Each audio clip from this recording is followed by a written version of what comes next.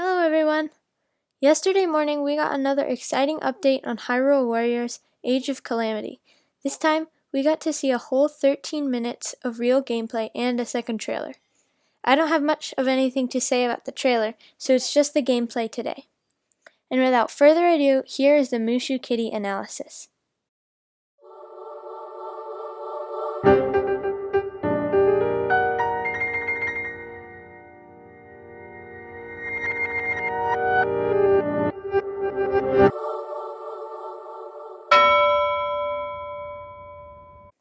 First, we have Link fighting some bokoblins in front of the sacred grounds, which is very similar to one of the first shots in the announcement trailer. Judging by the fact that he only has 4 hearts and is only on level 1, this is very early on in the game. Link hops on his shield and uses surfing as an attack ability. This is already amazing. We also see some monsters flooding through a gate only to be blown up by the cannons waiting for them. This could confirm that the cannons will be used in-game as an attack method, but then again, this bit seems to be a cutscene. Next, Link continues to shred some bokoblins, but what is interesting here is that we see in the lower left an exclamation from King Rome. These exclamations come almost exclusively from characters on the battlefield. And most characters who come onto the battlefield fight and are playable at one point or another. Link once again surf attacks and then pulls out a charged sword, which is probably one of the special button combination attack thingies. Link now leaps into the air, pulling out a bow and shoots several arrows rapid fire. This is similar to how time slows down for Link as he shoots in Breath of the Wild, although in this game he does not seem to have to be airborne for this effect, and time slows only a tiny bit. I also noticed that there doesn't seem to be an arrow count, so maybe we'll get unlimited arrows like the light arrows in the final boss fight. That would be awesome. Now we see that Link has gotten some rupees, and he has, 7? 7 rupees! How am I supposed to provide for Mifa and our mermaid babies if all I'm getting is 7 rupees? Anyway, we can see here that there are indeed some cannons on the battlefield, with some troops defending/operating them. Link slays the monsters that are in his way while moving towards his target, a moblin he has to defeat. And, nope, Link doesn't want to do this right now, okay. While Link yeets all around the place for no apparent reason, let's look at the minimap in the bottom right. The exits to the main field that Link is in are blocked. There are no clearly defined keeps, but I'll get back to that later. Now that he's back on track, we get to see Link use a special attack after having filled up the yellow bar in the upper left, presumably the magic bar from the original Hyrule Warriors. Now that Link has taken a mindfulness walk, he is ready to face this moblin. This battle displays the wide variety of weapons we will be able to use, which is a big improvement from the last Hyrule Warriors. The moblin appears and behaves like a keep boss, making powerful attacks that leave it temporarily vulnerable, and with a giant title and health bar above its head. As Link makes his final blow, it is clear that a key mission is complete, like with the giant success thing and all. It also opens the gates out of Hyrule Field. All this probably means that the moblin was indeed a keep boss, and that Hyrule Field is just one ginormous keep. Link continues on to another keep, with a mission to capture 3 across the battlefield. When he enters the enemy territory, we see a quick burst of malice, and after that more malice swirls up from the ground just like in Breath of the Wild's Hyrule Castle and Blood Moons. Why this is here in the keep, but wasn't present when Ganon's monsters had control of Hyrule Field, I don't know. Link has now done enough damage to the keep to summon the keep boss, which is a giant bokoblin, which is practically spewing malice. I can only guess that Ganon's power made it big? I don't know. In any case, it's awesome. It fights like any other bokoblin with the same weapons and moves, but with the weak moments of a keep boss. Its head lolls just before Link strikes it down, and as he does so, the malice is gone. He receives 3 chests and bypasses this dancing dude to get rid of some choo-choos. Notice here that when Link opens the chests, he gets raw meat as one of his prizes. I hope this means that we can still cook in Breath of the Wild and make elixirs out of the monster parts and bugs we collect. I think it's really cool that they put Breath of the Wild chests and choo-choos in there. It's a small and simple thing, but it's a pleasant reminder that though the gameplay is very different, it's still the world we know and love. Link takes another keep, and while doing so, he levels up and gets another heart, bringing him up to 5. After the battle, Link enters a peaceful area with some houses. This is where things get interesting. We get a cutscene where Link discovers none other than the little R2-D2 robot thingy. Ooh. But uh-oh, there's a bunch of bokoblins chasing your friend Impa. At least, I think they confirmed she's Impa, but I don't know Japanese. Impa throws/drops the Sheikah Slate. And why does she have that anyway? Isn't Zelda supposed to have it? And as it flies, it turns on, activating the little guardian as well. It also activates a Sheikah Tower. This mystifies me, as the only visible tower before you activate the slate in Breath of the Wild is on the Great Plateau, and barely peeking above the ground.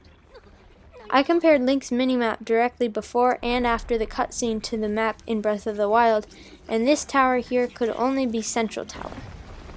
It's sad to know that the beautiful houses in Kingdom Walls have crumbled and been infested by corrupted guardians by the time of Breath of the Wild.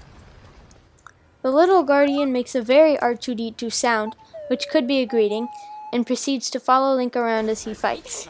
It doesn't seem to be fighting itself, as Impa is now doing alongside Link, only skittering around with surprising speed. Now that he has the Sheikah Slate, Link immediately learns how to make use of its various complicated magical technological powers and throws a heck ton of bombs. Link approaches a bokoblin hideout and demolishes it with his bombs. This is just like the moment in the announcement trailer when Link exploded a bokoblin base off a tree.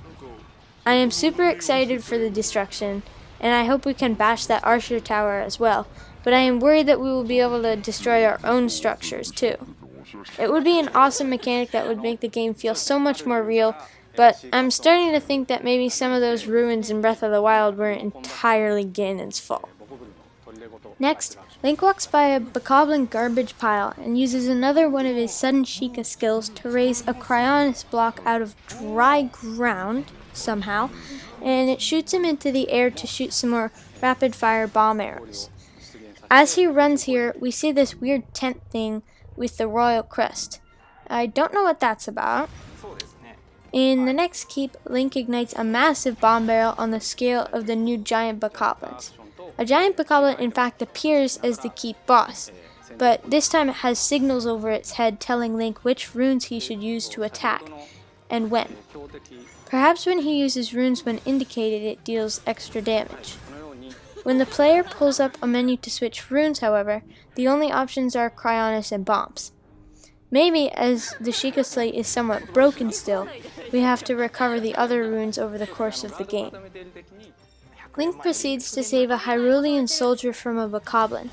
We can see that the bokoblin has gotten the upper hand and might have been about to kill the soldier before Link stepped in. This moment is important for me because the soldier on the ground, trying to back away, is a level of reality we have never seen before. It individualizes the soldier and makes real the tragedy of the thousands of soldiers and civilians who weren't saved. This level of detail makes me very excited for the game. Also, Link can cut down trees, so that's cool. Link approaches a group of bokoblin archers. What's weird here is that they are different sizes while still being the small, non-keep boss bokoblins. This does not happen in Breath of the Wild. I think this could be a measure of strength, with the slightly larger bokoblins also being slightly tougher. After blowing through the archers, Link encounters the first blue bokoblins we have seen so far. After being alerted by one at the back with a horn, they display an interesting new attack, launching their clubs into a spinning mass of wood and magically getting new clubs. Although it knocked him around, this attack did no damage to Link, so it is probably more intimidating than it actually is dangerous. When Link kills the next wave of monsters with a giant bomb barrel, he levels up again. This time though, he does not get another heart. The town square he is in appears to be the same one we see Princess Zelda launch some bombs in the announcement trailer. The gate here is the biggest clue. Link throws many bombs that explode right next to a wall and houses, but when we get closer there seems to be no damage, so maybe we don't have to worry about hurting our own structures. Link runs into a town square that serves as a keep under enemy control. It bears a resemblance to Castle Town, with a circular square, haha, get it? And a fountain, but it is not, as the map shows it is at the southern end of central Hyrule. Link slays the giant keep boss, and then we move to see gameplay as Impa. We see on the left of the screen that we are playing as Impa as opposed to Link. Hopefully this means that if we are playing as a character, the game won't have an NPC version of that character as well, because that was pretty dumb and it really messed with the immersion in the original Hyrule Warriors. As Impa fights, we see that her combat style is very similar to that of the Yiga clan and Monk Maz Koshia. She uses teleportation and she seems to be able to turn invisible for a fraction of a moment to leap forward and attack, which is characteristic of both the Yiga and the Monk. Talismans like those of the Yiga flurry around her during some attacks. Like Maz Koshia, she can make duplicates of herself that mirror her dance-like fighting. She also has a paraglider which is unique to her, and whenever she turns invisible, her hat floats into the air, falling just as she returns to catch it and replace it on her back. When she fills up her magic bar, her duplicates trap her enemy in a prison of bomb barrels, which then explode, killing it instantly. How completely savage is that? She is a total badass. Like, this is Urbosa level stuff here, my peeps. Impa celebrates her savagery by doing a classic Naruto run, fitting for a ninja-like Sheikah with her duplicates to wherever she is needed next. In the background, we see the dark smoke of other battles. And the beautiful sprint that now gives Zelda players a claim to the Naruto run concludes the gameplay. Thank you for watching this video. If you enjoyed it, please consider liking and subscribing for more videos on Hyrule Warriors and other Zelda things. See you next time. Mushu Kitty out.